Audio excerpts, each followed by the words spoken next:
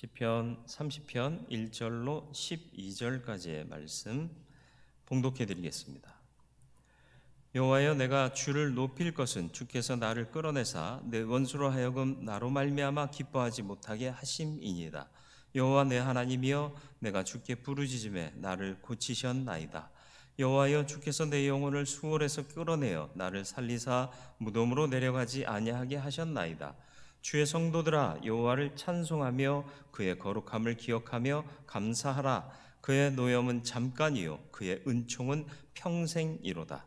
저녁에는 울음이 깃들일지라도 아침에는 기쁨이 오리로다. 내가 형통할 때 말하기를 영원히 흔들리지 아니하리라 하였도다. 여호와여, 주의 은혜로 나를 산같이 굳게 세우셨더니 주의 얼굴을 가리심에 내가 근심하였나이다. 여호와여, 내가 주께 부르짖고 여호와께 간구하기를 내가 무덤에 내려갈 때 나의 피가 무슨 유익이 있으리요? 진토가 어떻게 주를 찬송하며 주의 진리를 선포하리이까? 여호와여, 들으시고 내게 은혜를 베푸소서. 여호와여, 나를 돕는 자가 되소서 하였나이다. 주께서 나의 슬픔이 변하여 내게 춤이 되게 하시며 나의 베옷을 벗기시고 기쁨으로 띠띠우셨나이다. 이는 잠잠하지 아니하고 내 영광으로 주를 찬송하게 하심이니 여호와 나의 하나님이여, 내가 주께 영원히 감사하리이다. 아멘. 오늘도 말씀 앞에 섰습니다.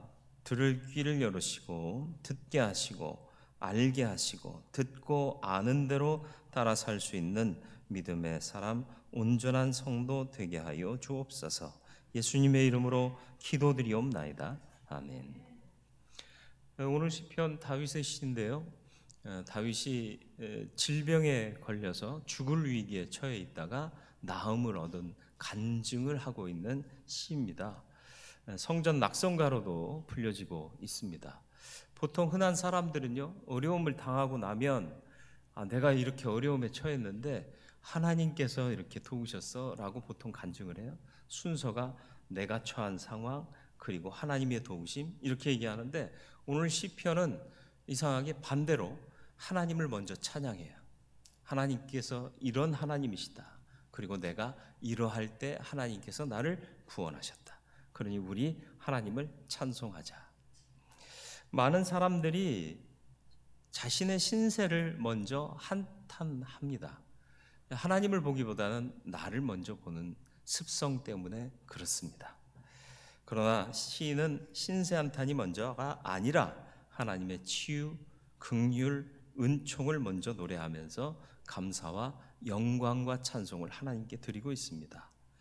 우리는 상황과 환경에 쉽게 빠져들고 젖어들 수밖에 없는 연약한 인생이지만 믿음이라는 것은 그렇게 사는 인생이 아닌 어느 때라도 먼저 하나님을 바라보는 그런 삶을 사는 것이 믿음의 삶인 것을 잊지 마시길 바라고, 그 믿음이 우리 안에 있기를 축원합니다. 고난에 초점 맞추지 말고 능력이시고 생명이시고 주제이신 하나님께 먼저 눈을 맞추고 하나님께서 역사하실 것을 기대하며 살 수 있는 믿음을 가진다면 하나님의 노염은 잠깐이요 은총은 평생이로다 한 이 고백의 말씀이 우리에게 체험되어질 줄 믿습니다. 은총은 평생이다. 다른 말로 하면 하나님의 은혜는 영원하다라는 것이죠. 어려운 상황 속에서 또 지나고 난 후에 이 시인 다윗은 감사의 고백과 권면을 먼저 합니다. 내가 경험했던 얘기를 먼저 하지 않고 먼저 감사하고 고백하고 또 성도들을 권면하여서 하나님을 찬양하자, 이렇게 말하고 있습니다. 부르짖음의 기도를 통해 위기를 벗어난 것은 당연합니다. 이럴 수 있었던 것은 그가 항상 어떤 상황 속에서도 하나님을 바라보았기 때문이고 하나님의 뜻을 신뢰했기 때문에 그렇습니다. 하나님께서 우리를 향한 뜻이 뭘까요? 예레미야 29장 11절에 기록하고 있는데, 여호와의 말씀이니라 너희를 향한 나의 생각을 내가 아나니 평안이요 재앙이 아니니라. 너희에게 미래와 희망을 주는 것이니라. 아멘. 이게 하나님의 뜻인데요. 이 예레미야 선지자가 이 예언을 했을 때가 언제일까요? 바벨론으로 포로로 끌려가서 70년을 지내야 하나님께서 해방하십니다. 그게 미래예요. 그게 희망이래요. 근데 지금 이 예언을 하는 순간이 언제예요? 70년 중에 한 반 지난 35년쯤? 아니요. 지금 시작점에서 이 얘기를 하는 거예요. 여러분, 이 말씀을 들으면 아멘 하실 수 있을까요? 만약에 제 나이에 지금 포로로 끌려갔을 때 이 말씀을 내가 받았다. 아멘 할 수 있을까요? 제 나이가 50이 넘었잖아요. 70이면 제가 70년 후면 몇 살이 될까요? 제가 살아남아 있을 가능성이 있을까요? 없을까요? 아멘 할 수 있겠어요? 없겠어요? 잘 생각해 보세요. 미래와 희망을 주시는 거라며요. 근데 나는 만약에 이 말씀을 내가 이 나이에 받았으면 포로 생활 하다가 그 고난 가운데서 죽어버리는 거예요. 끝나는 거예요. 그런데 이건 우리의 관점이에요. 우리의 시간이에요. 하나님이 바라보시는 것은 우리의 시간이 아닙니다. 그리고 우리의 영화가 아니에요. 하나님의 뜻에 순복하고 아멘하면 하나님의 역사는 이루어져 가는 겁니다. 그 수혜자가 내가 아니라고 기분 나빠할 것도 아니고 또 슬퍼할 것도 낙심할 것도 아니에요.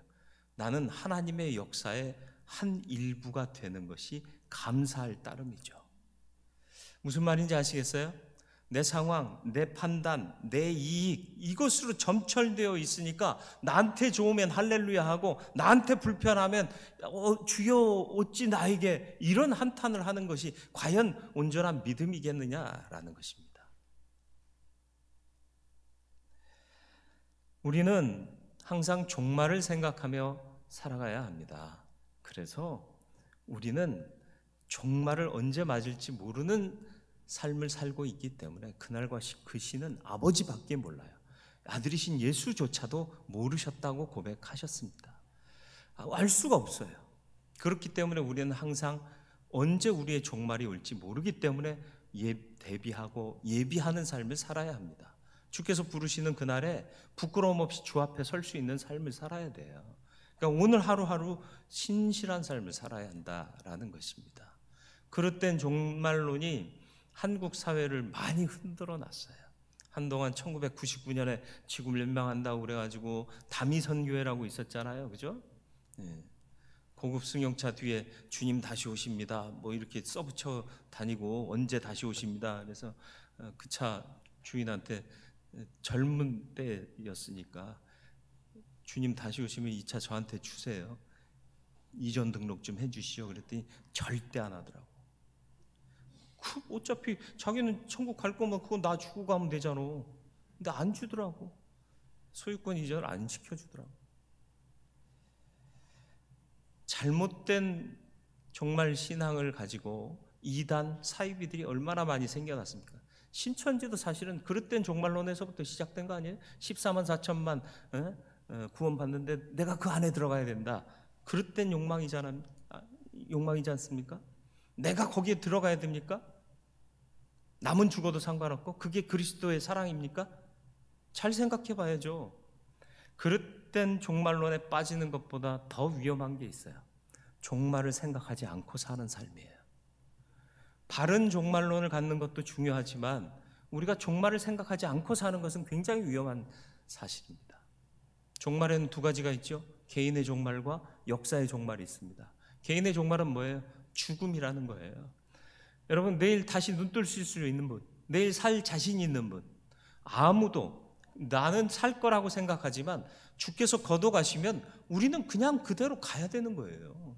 이게 인생의 연약함이에요. 이걸 생각하면 오늘 하루하루를 주 뜻 안에서 신실하게 살아가야 한다라는 거예요. 온전히 신실하게 살지 못하면 그래도 주를 바라보며 살아야 한다. 다윗의 장점이 뭐예요? 죽을 위기 가운데 있어도 주님을 놓치지 않았다는 거죠. 상황은 쉬워 보이지 않습니다. 지금 망하고 죽을 것 같습니다.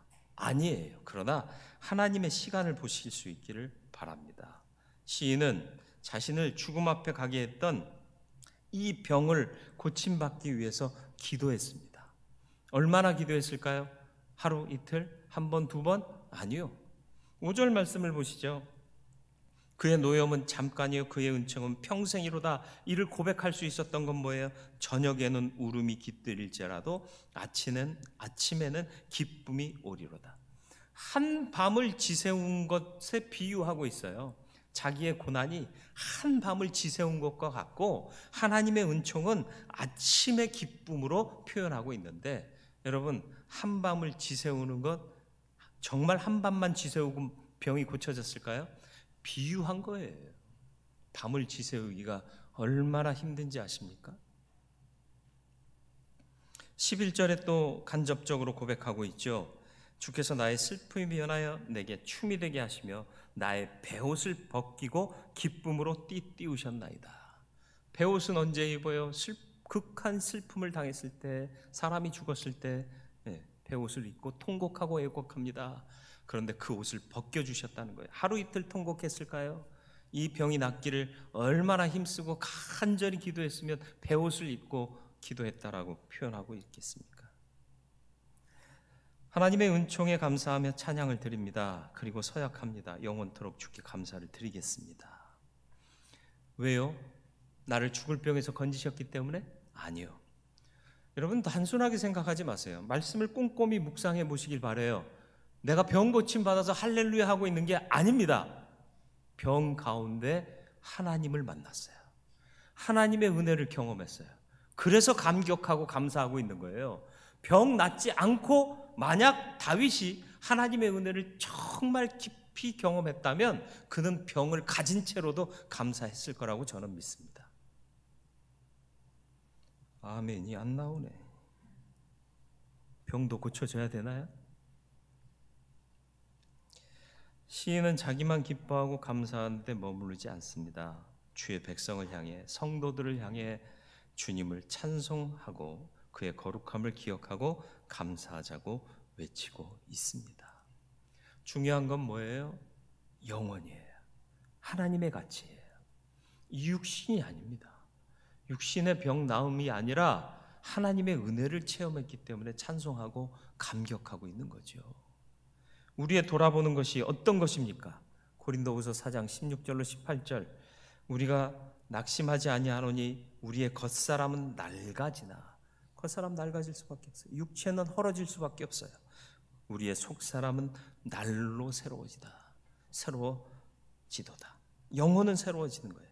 잠시 받는 환난에 경한 것이 지극히 크고 영원한 영광에 중한 것을 우리에게 이루게 함이니, 우리가 주목하는 것은 보이는 것이 아니요 보이지 않는 것이니 보이는 것은 잠깐이요 보이지 않는 것은 영원함이라.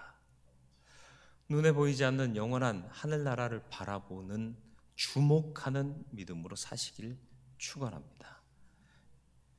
육신의 삶에서 조금 편안해졌고 조금 높아졌고 조금 더 많아졌고 조금 더 귀한 것을 얻었다고 일희일비하지 마시고 하나님 나라를 바라보면서 주의 은혜가 깨달아지고 내게 임한 것에 더욱 감사하고 감격하고 찬양하고 고백할 수 있는 저와 여러분들의 삶이 되기를 주님의 이름으로 축원을 드립니다. 사람이 하는 실수가 있어요. 뭐죠? 오늘 장로님 기도에도 나왔지만 내 것으로 생각한다는 거예요. 내가 했다고 생각하는 거예요. 내 힘으로 했다고 생각하는 거예요. 아니요. 시인의 고백을 보시겠습니까? 6절에서 8절, 7절 말씀이에요. 6절, 7절. 이로 말미암아 6절에서 7절 말씀, 내가 형통할 때 말하기를 영원히 흔들리지 아니하리라 하였도다. 내가 잘 나갈 때는요, 내가 무너지지 않을 줄 알았어요. 나는 전혀 끄떡없다, 흔들리지 아니하겠다 그랬는데 결과가 어떻게 됐어요? 흔들리고 무너졌다는 거죠. 여호와여, 주의 은혜로 나를 산같이 굳게 세우셨더니 주의 얼굴을 가리심에 내가 근심하였나이다. 나를 산같이 든든하게 세우셨는데 주님이 얼굴만 가리시니까 그냥 나는 두려워 떨 수밖에, 근심할 수밖에 없는 연약한 존재더라. 다시 말하면 하나님 없이는 내가 형통한 것 아무런 의미가 없고, 내가 아무리 산같이 우뚝 선 자라도 하나님 없이는 아무것도 아니더라 말씀하고 있는 겁니다. 새 번역에서 7절 말씀을 이렇게 번역했습니다. 태산보다 더 든든하게 은총으로 나를 지켜주시던 주께서 나를 외면하시자마자 나는 그만 두려움에 사로잡히고 말았습니다. 하나님이 세우셨음을 망각하고 내가 한 줄로 착각하고 사는 자에게서 하나님이 잠깐 얼굴을 돌리셔도 근심과 두려움에 빠질 수밖에 없는 것이 인생인 거죠. 영원히 흔들리지 않을 것이라고 생각했던 자기 삶의 기초가 바로 하나님의 은혜였다는 것을 그는 놓쳤던 겁니다. 하나님이 그에게로 향하셨던 얼굴을 잠깐 돌리시는 순간 무너지고 말았습니다. 인간의 공통적인 약점이 있어요. 형통할 때, 평안할 때 사람들은 그것이 하나님의 은혜임을 놓친다는 거죠. 우리가 모여 예배할 때 정말 그 예배 가운데 하나님께서 우리를 이렇게 함께 모여 예배할 수 있게 하심에 감사하고 감격했던 적이 있었나요? 그런데 이제 모이기 어려운 상황과 환경이 되니까 그게 은혜였구나 깨닫게 되지 않습니까? 깨달으면 그나마 감사, 못 깨달았으면 편안하고 좋네, 영상으로 보니까 편안해, 안 된다, 아니라는 거예요. 잘되고 형통할 때에도 하나님 앞에 겸손할 수 있는 믿음이 우리 안에 있을 때 하나님은 우리를 보전하십니다. 이스라엘의 초대 왕이었던 사울 왕이 왜 비참한 최후를 맞이할 수밖에 없었습니까? 하나님 보시기에 참 마음에 들었어요. 그래서 이스라엘의 첫 왕으로 세우셨습니다. 겸손했잖아요. 난 왕이 될 자격 없어요. 숨었어요. 그러면 그런 마음이 하나님을 기쁘시게 했는데 점점 왕이 되어서 그 생활에 익숙해져 가다 보니까 내가 잘난 것 같거든요. 나 아니면 이스라엘을 통치할 사람이 없을 것 같거든요. 그러니까 그가 하나님을 대신하는 일까지 하지 않습니까? 결국은 하나님께로부터 버림을 받게 되고 파멸의 길을 걷고 비극적인 최후를 맞이할 수밖에 없었습니다. 솔로몬은 어떻습니까? 솔로몬 왕도 처음 왕이 됐을 때 나는 어린아이라 출입을 알지 못하겠사오니 하나님의 백성을 다스릴 수 있도록 지혜를 주옵소서, 듣는 마음을 주옵소서. 일천번제를 드리지 않습니까? 일천번제 말이 쉽죠. 일천번제 드려보셨어요? 안 드려보셨으면 말을 하지 말라. 엄청난 노력과 희생과 수고가 필요해요. 일선에서 그 재물을 잡는 제사장만 힘든 게 아니에요. 참여하고 같이 제사에 참여한 모든 사람들이 다 힘들고 어려워요. 피곤해요. 그럼에도 불구하고 하나님의 마음, 하나님에 대한 마음이 열심이고 특심이었기 때문에 했다는 거죠. 그런데 그는 점점 교만해지고 타락하고 이방 우상들을 들여오게 하고 허용하고, 그러다가 그의 사후에 나라가 남북으로 갈려버리지 않습니까? 뛰어난 지혜를 가졌음에도 겸손을 잃어버리고 하나님의 은혜를 잃어버리니까 오히려 패망의 앞잡이가 되더라. 그래서 잠언 16장 18절에는 이렇게 기록하고 있습니다. 교만은 패망의 선봉이요 거만한 마음은 넘어짐의 앞잡이니라. 하나님 앞에 항상 겸손할 수 있기를 주님의 이름으로 축원을 드립니다. 예수님을 찾아 나왔던 부자 청년의 이야기를 우리는 잘 압니다. 청년이었지만 젊은 나이에 재산이 많았습니다. 관직에도 올라서 일찍 출세했습니다. 존경받는 자리에 이르렀을 뿐만 아니라 계명도 잘 지켰다고 스스로 고백하고 있습니다. 흠잡을 데가 없어요. 게다가 예수님을 찾아온 이유가 뭐예요? 영생을 얻고자 하는 영적 열망도 있었어요. 뭐 하나 빠질 게 없는 사람이에요. 성숙한 사람인 것 같아요. 나이는 비록 젊지만. 그런데 예수님께서 그에게 모든 재산을 팔아 가난한 자들에게 주고 너는 나를 따르라 말씀하시니 그 청년이 근심하며 떠나갔습니다. 내 것 때문이었습니다. 내가 이룬 것들 때문이었습니다. 내가 관직에 올랐고 내가 소유를 많이 얻었고 내가 수고해서 여기까지 왔는데 그걸 다 버리고 따르라니. 그에게는 종말 신앙도 없었고 하나님의 은혜에 대한 믿음의 기초가 없었습니다. 내 가진 모든 게 다 하나님의 것입니다. 하나님이 주신 은혜입니다. 우리는 청지기입니다. 이 믿음이 없어지면 그 청년과 다를 바가 전혀 없는 겁니다. 내 것이라고 생각하고 계십니까? 내가 했다고 생각하고 계십니까? 내 힘으로 이루었다고 생각하십니까? 한국 교회의 문제도 여기에서 자유로울 수 없습니다. 하나님께서 부흥시키신 거고요. 하나님께서 지금까지 지키신 것이지 몇몇 위대한 사람들이 이 역사를 만들어 온 게 아니에요. 유명한 목사님들 때문에 한국 교회가 이렇게 든든히 서온 게 아니란 말이에요. 목사는 도구였을 뿐이고요. 하나님의 능력이었던 겁니다. 근데 우리는 하나님을 기억하기보다는 누구누구 목사님, 누구누구 목사님 이러면서 거기에 환호하고 있어요. 지금은 아닙니까? 스타 목사가 그래서 되려고 목사들이 유혹받고 있지 않습니까? 이름 없이 빚도 없이 감사하며 섬긴다면서요. 그런데 왜 자기의 이름이 드러나는 것을 기뻐하고 더 즐거워하고 있느냐는 거죠. 주께서 기뻐하시는 마음은 도대체 뭘까요? 돌아볼 수 있기를 바랍니다. 주께서 기뻐하시는 마음이 뭘까요? 주님은 우리에게 가난한 자가 되라고 말씀하십니다. 가난하면 포기하기 쉬워요. 과부가 전 재산을 드렸잖아요. 2렙돈. 네, 아무것도 아니에요. 근데 가난하기 때문에 드릴 수 있었던 거예요.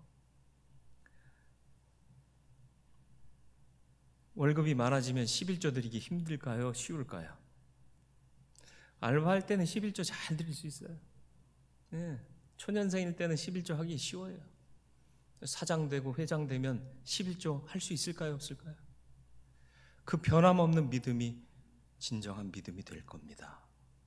지금은 수입이 없는데 어떻게 살고 있어요? 수입이 없는데. 돌아보세요. 과연 나는 하나님 앞에 잘 지키고 살아온 사람인가? 욕심을 비워 가난한 마음, 청결한 마음을 가지라고 말씀하시고요. 떡으로 살지 말고 말씀으로 살으라고 말씀하고 계십니다. 근데 우리는 떡에 치우쳐 있어요. 더 좋은 거, 더 나은 거 먹고 살기를 원하고 더 좋은 상황에서 먹고 자고 그렇게 쉴 수 있기를 바라고 더 좋은 차를 타고 싶어 하고 재물, 명예, 권력은 우리가 모두 원하는 것이지만 마귀가 우리를 공격하여 파멸에 이르게 하는 약점, 치명적인 약점이 될 수 있다는 것을 잊지 마시길 바랍니다. 조금 고통스럽더라도 욕심을 비우고 가난한 마음으로 살면 하늘나라의 영원한 기업을 얻는 자가 될 줄 믿습니다. 무엇이 더 중요한지를 돌아볼 수 있기를 바랍니다. 우리 스스로 가난한 자 되기 쉽지 않습니다. 다시 말하면 겸손하고 낮아지기 쉽지 않아요. 그런 척은 할 수 있어요. 그렇게 보일 수는 있어요. 그러나 정말 낮아지기는 어렵습니다. 그래서 하나님은 고난이라는 방법을 사용하십니다.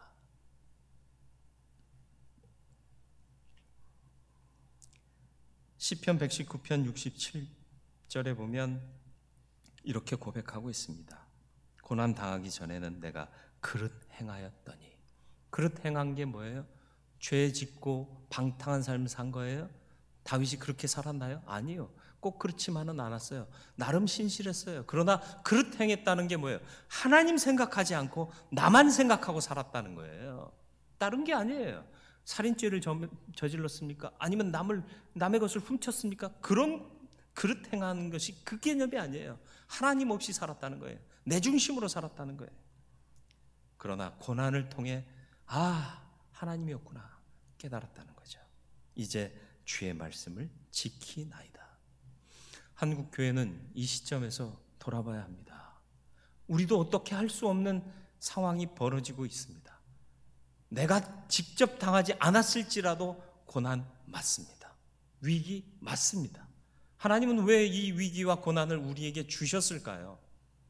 우리가 너무 우리만 생각하고 살아왔던 거 아니겠습니까?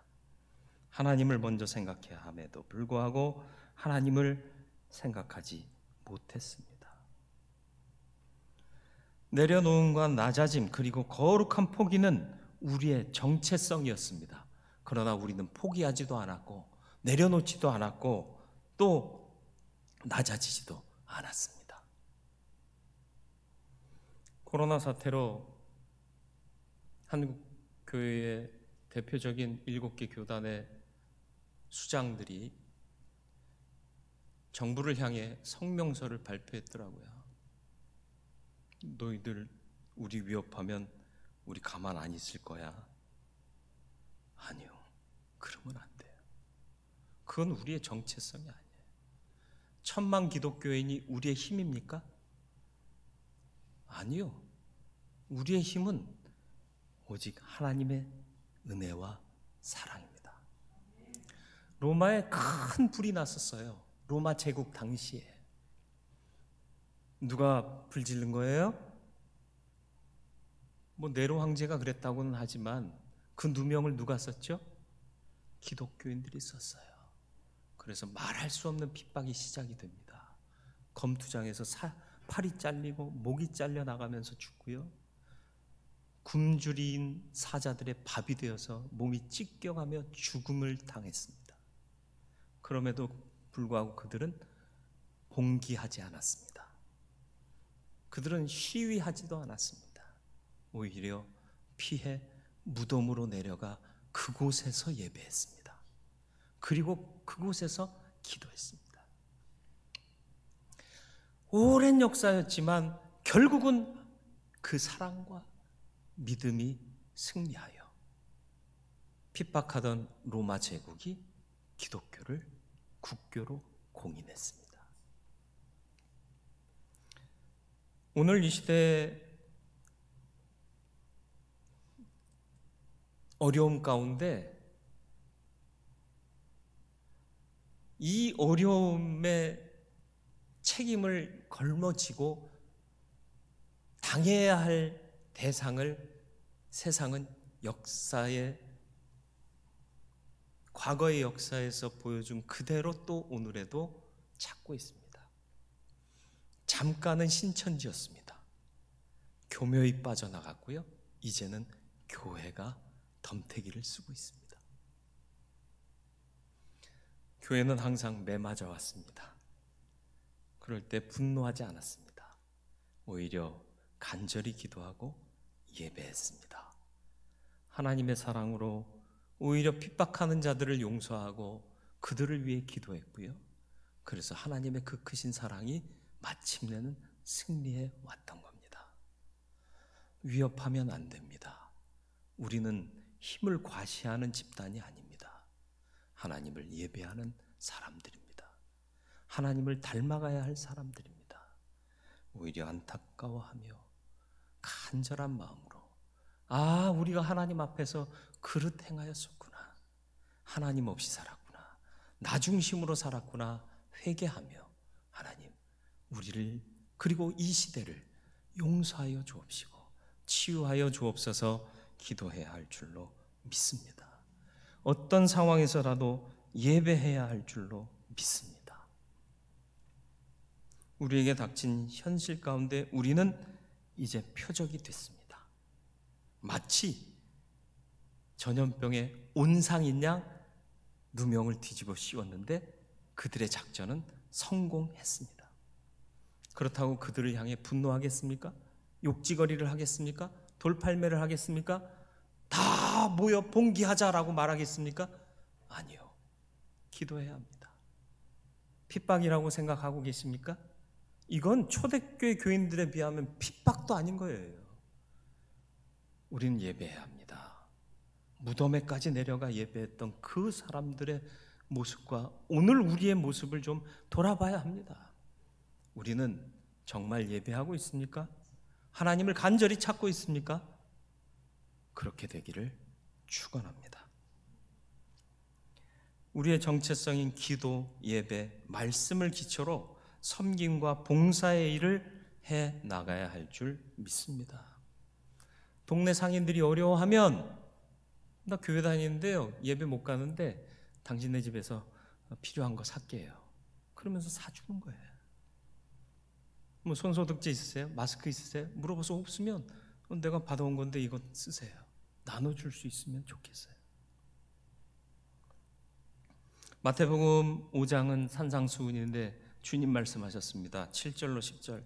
긍휼히 여기는 자는 복이 있나니 그들이 긍휼히 여김을 받을 것이며, 세상이 우리를 공격해 와요, 핍박해 와요. 그래도 그들을 긍휼히 여기시길 바라요. 그럼 하나님께서 우리를 긍휼히 여기실 겁니다. 마음이 청결한 자는 복이 있나니 그들이 하나님을 볼 것이며. 네가 나한테 왜 이래? 니들이 왜 우리한테 이래? 그렇게 대항하지 마세요. 마음을 청결하게 하세요. 그러면 하나님을 볼 수 있을 겁니다. 화평케 하세요. 우리끼리 싸울 거 없어요. 왜 모여서 예배 안 해? 왜 모이지 말랐는데 너는 모여? 이건 우리가 싸울 거리가 아니에요. 화평하게 하세요. 중요한 건 하나님을 예배함이에요. 어디에 있든지 어떤 형태로든지 예배를 놓치지 않으면 되는 거예요. 그래서 화평케 하는 자는 복이 있나니 하나님의 아들이라 일컬음을 받을 것이요, 의를 위하여 박해를 받은 자는 복이 있나니 천국이 그들의 것임이라. 박해 두려워하지 마세요. 의로운 일 위해 박해를 받으면 천국이 우리의 것이 될 것입니다. 우리가 할 수 있는 일은 무엇보다 고난 중에 기도하는 것입니다. 간절히 기도하시길 바라고 사심없이 기도하시길 바라요. 그럼 반드시 하나님은 들으시고 고쳐주실 줄 믿습니다. 시인은 어떻게 기도했습니까? 무엇을 기도했습니까? 9절 말씀을 보시죠. 내가 무덤에 내려갈 때 나의 피가 무슨 유익이 있으리요? 진토가 어떻게 주를 찬송하며 주의 진리를 선포하리까? 하나님께 부르짖은 기도의 내용 중에 한 부분인데요, 뭘 얘기하고 있어요? 하나님, 내가 죽으면 어떻게 주를 찬송할 수 있으며 주의 진리를 어떻게 선포하고 전하겠습니까? 다시 말하면 내가 하나님의 영광을 나타내고 전하는 자가 되어야 하는 사명이 있는데 나 죽어버리면 이 사명 어떻게 감당합니까? 그걸 노래하고 있는 거예요. 그래서 그는 병 고침 받은 것에 감사하지 않고 하나님께서 기회 주신 것, 은혜로 나를 고치셔서 다시 사명 감당할 수 있게 하신 것에 초점을 맞춰 감사하고 있는 겁니다. 히스기야의 기도를 우리는 잘 알고 있습니다. 뭐라고 기도했습니까? 열왕기하 20장 2절로 3절. 히스기야가 낯을 벽으로 향하고 여호와께 기도하여 이르되 여호와여 구하오니 내가 진실과 전심으로 주 앞에 행하며 주께서 보시기에 선하게 행한 것을 기억하옵소서 하고 히스기야가 심히 통곡하더라. 뭐예요? 하나님 앞에서 내가 진실과 전심으로 보시기에 선하게 행한 것을 기억해 주세요. 나 이 일을 더 행해야겠습니다. 사명 감당하겠습니다. 용서해 주시고 치유해 주세요. 그러면서 면벽 기도를 했잖아요. 다시 만회할 기회를 하나님이 주셨습니다. 다시 그 선한 일들을 할 수 있는 기회를 주셨어요. 히스기야도 구차하게 내 목숨 구한 게 아니에요. 무엇 때문에 살고 계십니까? 정체성을 잃어버리고 살고 있지는 않았습니까? 하나님의 사람들이십니다. 천국을 예비하는 삶을 살고 있는 사람들입니다. 인생의 가치는 다른 것 없습니다. 사는 날 동안 하나님의 영광을 나타내어 천국을 예비하는 삶이 우리의 인생의 가치입니다. 여기서 잘 먹고 잘 살고 호화스럽고 넉넉하고 그걸로 끝 아닙니다. 우리의 영원한 안식은 하늘나라에 있습니다. 그 나라 갈 때까지 조금 피곤하더라도 조금 불편하더라도 하나님의 은혜를 더욱 구하며 주의 영광을 나타낼 수 있는 사명의 삶을 사는 하나님이 기뻐하시는 마음을 가진 사람들 되시기를 주님의 이름으로 축원을 드립니다. 내 삶에 감사와 고백, 권면이 있습니까? 하나님을 높이는 하나님의 자녀 되시기를 축원합니다. 내가 내 것으로 내 힘으로 행했다고 생각해 오지는 않았습니까? 오직 하나님의 은혜입니다. 진실하고 간절한 믿음의 사람 되시기를 축원합니다. 하나님께서 기뻐하시는 마음이 무엇입니까? 내가 잘 되는 것, 내가 높아지는 것, 내 소유가 많아지는 것, 내 영향력이 발휘되는 것, 그래서 사람들이 내 말이면 다 따르는 것? 아니요. 그보다 하나님이 영광 받으시는 거예요. 우리의 삶의 소망과 희망이 다른 사람들의 노래가 될 수 있도록 온전한 믿음의 삶을 살 수 있기를 주님의 이름으로 축원을 드립니다. 말씀을 기억하며 함께 기도하도록 하겠습니다. 거룩하고 자비로우신 아버지 하나님, 내 삶에 감사와 또 고백과 권면이 있습니까? 나의 삶은 오직 하나님의 영광을 위한 삶이요 천국을 예비하는 삶임을 잊지 말게 하여 주옵소서. 내가 내 것으로 또 내 힘으로 이제껏 이루고 이것을 누리고 살아왔다고 착각하고 있지는 않았습니까? 하나님 은혜의 기초 위에 서 있음을 망각지 말게 하시고 하나님이 주신 사명 감당하기 위해 삶을 드리며 나아가는 인생 되게 하여 주시옵소서. 하나님이 기뻐하시는 마음이 무엇이겠습니까? 주를 향한 마음, 주의 영광을 구하는 마음, 주를 위해 헌신한 마음 아니겠습니까?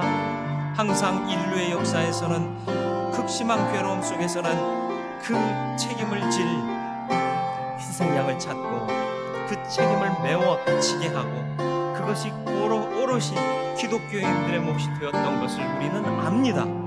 희생당하고 핍박당할 때에도 그들은 항거하거나 저항하지 아니하고 오히려 사랑으로 감쌌고 또 하나님의 은혜를 구하였습니다. 주여, 이 시대에도 우리가 하나님의 은혜를 구하고 긍휼을 구하오니 주님 돌아보시옵소서.